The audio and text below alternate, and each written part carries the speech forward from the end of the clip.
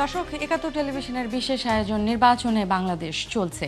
আমরা আপনাদেরকে গত ৭২ ঘন্টা ধরে নির্বাচন এবং এর সার্বিক যে সকল খবরাখবর রয়েছে সেই খবরাখবর দেওয়ার চেষ্টা করছি এবং একই সাথে নির্বাচনের সার্বিক দিক নিয়ে আলোচনার কিছুটা চেষ্টা করছি। এই মুহূর্তে স্টুডিওতে আমার সাথে দুজন অতিথি রয়েছেন। আমার সাথে রয়েছেন সিনিয়র সাংবাদিক খাজা নাইমুদ্দিন এবং একই সাথে রয়েছে সুজনের কেন্দ্রীয় সমন্বয়কারী দিলীপ কুমার সরকার।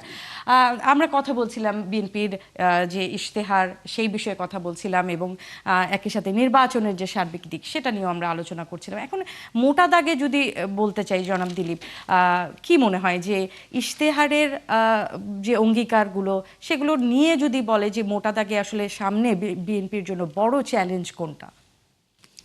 আমার মনে হয় যে বিএনপির জন্য চ্যালেঞ্জ অনেকগুলোই আছে। ভালো মানের রডের থেকেও 12% অধিক শক্তিশালী। আকিজ ইস্পাত, কমিটেড টু কোয়ালিটি।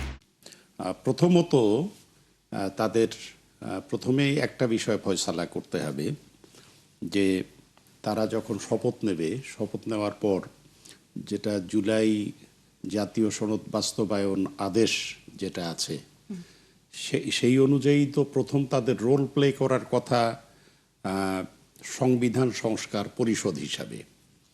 তারপরে এখানে তার সংসদের জাতীয় সংসদের যে মূল রোল সেটা জুলাই জাতীয় সনদ বাস্তবায়নে আদেশের ক্ষেত্রে একটা বড় ইস্যু হলো তারা ৩১ দফাতেও বলেছে উচ্চকক্ষ সৃষ্টি করবে, জাতীয় সনদেও তাদের ইশতেহারেও বলেছে যে এখন ওখানে যেটা মূল বিরোধ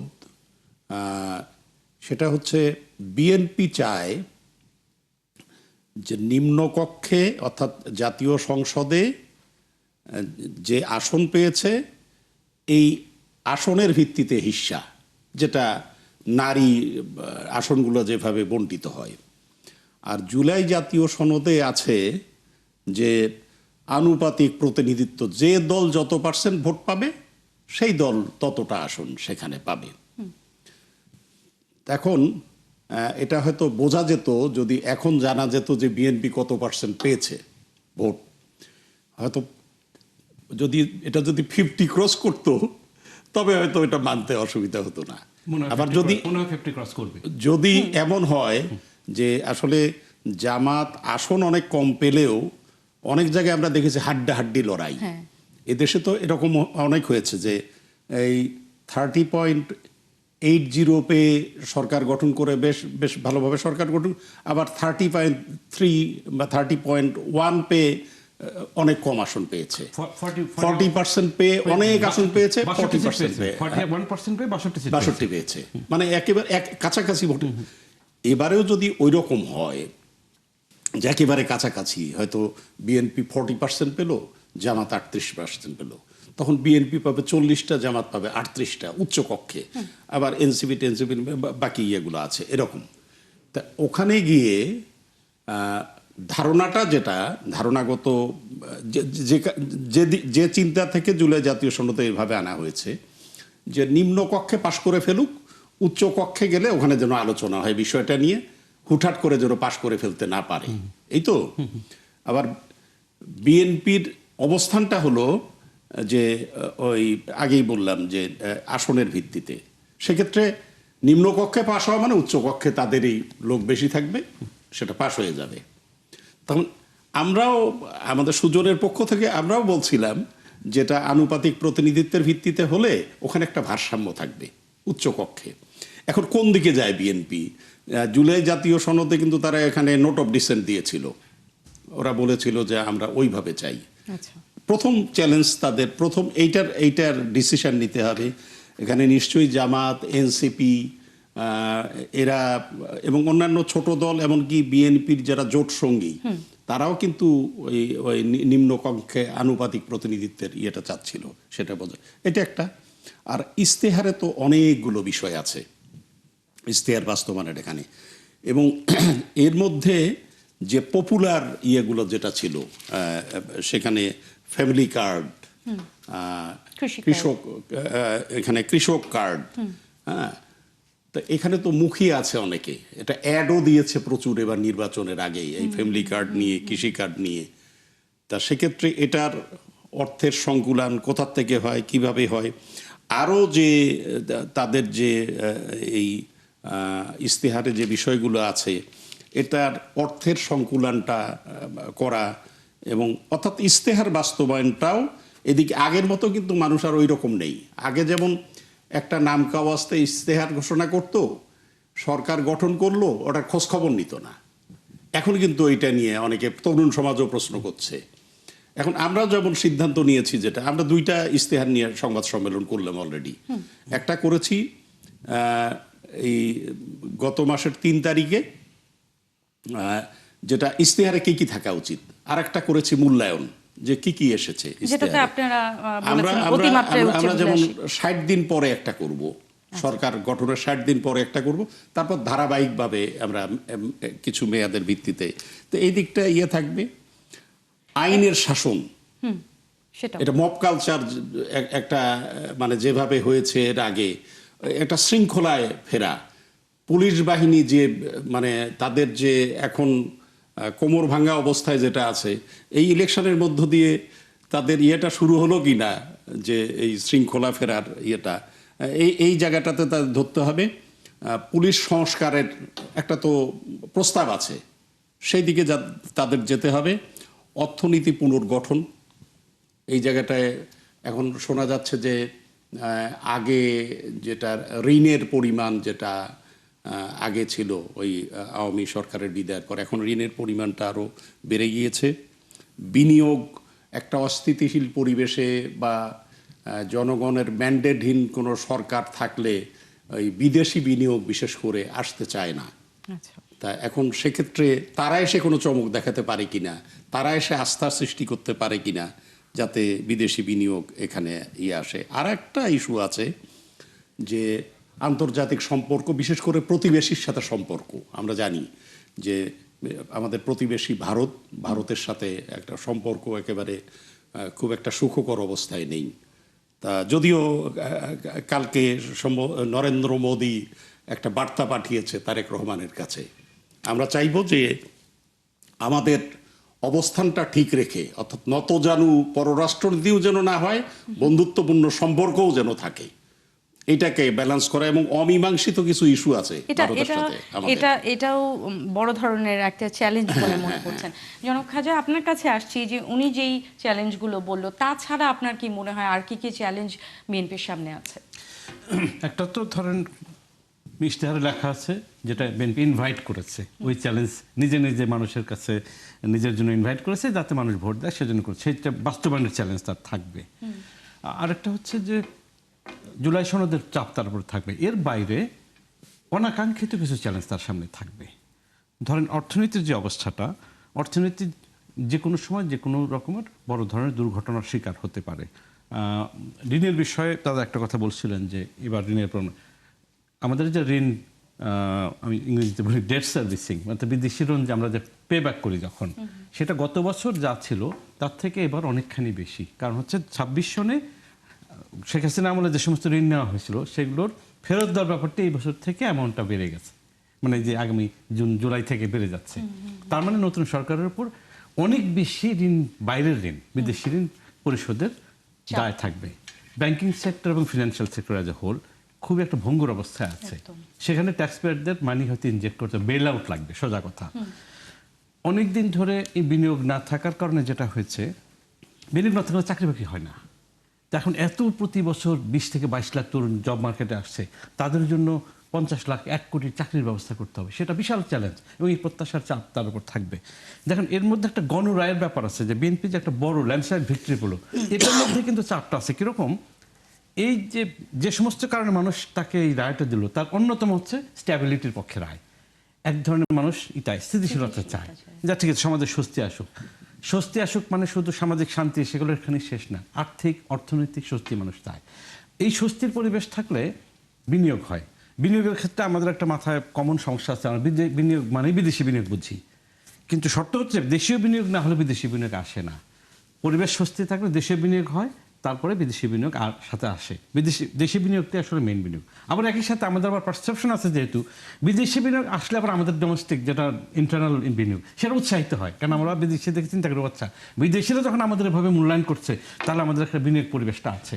এখন 17 বছরের সরকারের বৈধতা সংকট থাকায় শেখ হাসিনার যে 15.5 বছর সবসময় একটা অনিশ্চয়তা ছিল, যতই স্ট্যাবিলিটি থাকুক এনফোর্স স্ট্যাবিলিটি ছিল, কিন্তু সরকারের বৈধতা না থাকায় কনফিডেন্সটা থাকে না।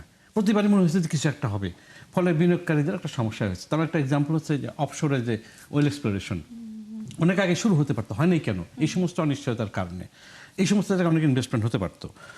এখন যেটা হয়েছে প্রফেসর ইউনূস একটা ভঙ্গুর অবস্থায় দায়িত্ব নিয়েছিলেন এবং ওই সরকার অন্তর্বর্তী সরকার এখন চলে যাচ্ছে, কিন্তু আমরা শুরুতে জানতাম না যে কত দ্রুত সরকার চলে যাবে, কত দ্রুত নির্বাচন হবে। একটা অনিশ্চয়তার পরিবেশ ছিল, সরকারের সর্বোত্তম ইচ্ছা থাকা সত্ত্বেও অনিশ্চয়তার পরিবেশ ছিল। এখন মনে করা হচ্ছে যখন একটা বড় ম্যান্ডেট নিয়ে একটি সরকার আসছে তখন সেই স্থিতিশীলতাটা আসবে, তখন বিনিয়োগ বাড়বে। বিনিয়োগ বাড়ার প্রমেজ আপনি যখন দিচ্ছেন তখনই তরুণরা বলবে যে আমাদের চাকরি কোথায়, সেই চাকরির প্রেশার। এবং এই তরুণরা কিন্তু রাস্তায় নামা শেখা তরুণ, এই তরুণরা একটি জগদ্দল পাথর সরিয়ে দেওয়া সেই তরুণ সমাজ, এবং তারা উত্তরোত্তর সে তাদের সংখ্যা বাড়ছে। কারণ এখন যাদের বয়স 12, 13, 14, 15 তারা কিন্তু শীঘ্রই মানে 18 হয়ে যাবে কয়েক বছরের মধ্যে। সুতরাং এই সরকারের উপর নানামুখী চাপ থাকবে। আচ্ছা, বললো যে এই যে তরুণ যারা আছেন তারা কিন্তু একেবারে বুক পেতে দিতে পারে, সাহসী যারা আমরা জেনজি বলে থাকি। তো এই যে তরুণরা আসলে কোন জিনিসটাকে আপনার মনে হয় পিক করবে নতুন নেতৃত্বের ক্ষেত্রে? এবং একই সাথে জানতে চাই, আমরা কিন্তু যারা জুলাই যোদ্ধা রয়েছে তাদেরকে দেখেছে তরুণ নেতৃত্বে এনসিপি যারা আছে তারাও কিন্তু আসন পেয়েছে, তারাও সংসদে আসবে। তো সেই বিষয়গুলোকে আসলে একসাথে কাজ করা বিএনপির জন্য কতটা চ্যালেঞ্জ? আমরা যদি গণ অভ্যুত্থানের প্রেক্ষাপটটা দেখি তবে দেখব এই চাকুরিতে কোটা সংস্কার এই ইস্যুটা নিয়ে শুরু হয়েছিল। তার মানে তারা মনে করছিল যে চাকুরির ক্ষেত্রে এই কোটা থাকার কারণে একটা বড় অংশের এই কি বলা যায় যে চাকুরিতে নিয়োগ পায় বিশেষ বিশেষ গোষ্ঠী, মানে যে যে ক্ষেত্রে কোটা আছে, এখানে মেধার মূল্যায়ন হচ্ছে না। তার মানে পেছনে কি? পেছনে হলো কর্মসংস্থান। মাইনুদ্দিন ভাই বলেছেন যে প্রতি বছর 20 থেকে 22 লক্ষ এই শিক্ষিত তরুণ তরুণী তারা এই বাজারে চাকুরির বাজারে যুক্ত হচ্ছে।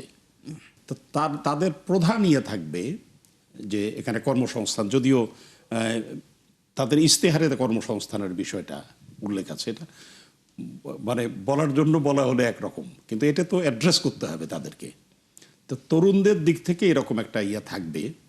আর এটা ঠিক, যদি ওই আগে বলছিলাম যে এখন তো তরুণদের চোখ খুলে গেছে এই আন্দোলনের মধ্য দিয়ে, যে তারা সাহসী হয়েছে, তারা রাস্তায় নামতে পারে। এখন তো তাদের প্রতিনিধিত্ব সংসদেও থাকছে, বাইরে তো আছেই। তা সেক্ষেত্রে বিভিন্ন ইস্যুতে তারা এখন ভালোভাবে প্রেসার গ্রুপের ভূমিকা পালন করতে পারবে। এটা সংসদের ভিতরেও যেমন পারবে, বাইরেও তেমন পারবে। বিভিন্ন ইস্যুগুলো নিয়ে হয়তো আলোচনা শুরু হবে, বাইরেও তেমনি তাদের প্রাধান্য থাকবে। জনাব খাজা, আপনার কাছে জানতে চাই যে তিনি যেমনটি বললেন নতুন নেতৃত্বের সাথে আসলে বিএনপির একসাথে কাজ করা এবং একই সাথে বিরোধী দল হিসেবে যদি বলি জামাতকে সাথে নিয়ে যে রাজনৈতিক অঙ্গনে কাজ করবে, সেইটা আসলে কতটা চ্যালেঞ্জিং হবে বিএনপির জন্য?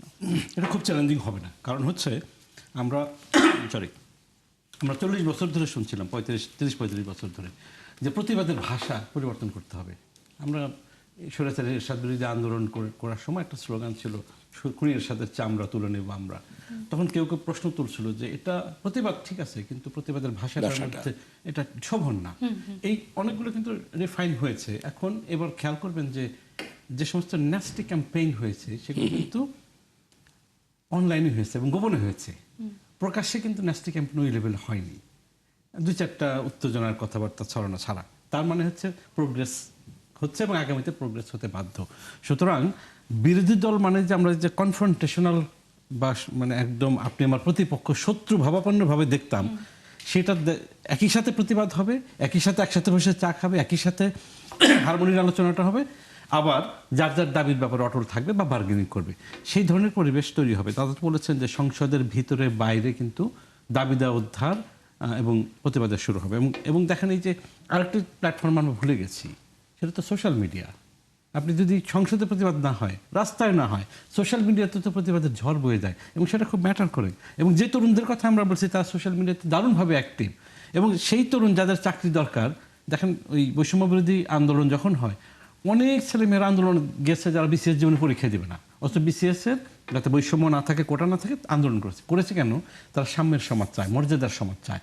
এখানে দেখবেন এখন যারা তরুণ, যারা ধরেন জেনজি এবং পার্ট অফ মিলেনিয়াল, এরা কিন্তু অনেকে আছে 6 মাস 1 বছরের বেশি কোনো চাকরি করে না।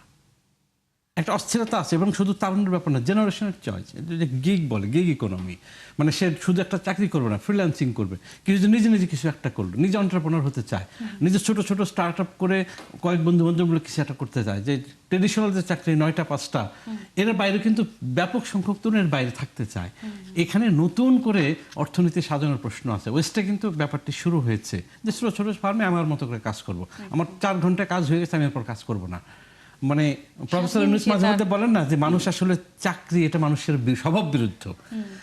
আমরা তো চাকরি মানুষের উপর আর্টিফিশিয়ালি চাপিয়ে দিয়েছি এবং আমরা অভ্যস্ত হয়ে গেছি জেনারেশন আফটার জেনারেশন। কিন্তু কোনো একটা জায়গায় বিদ্রোহ হয়, আমার মনে হয় সেই বিদ্রোহ শুরু হয়েছে।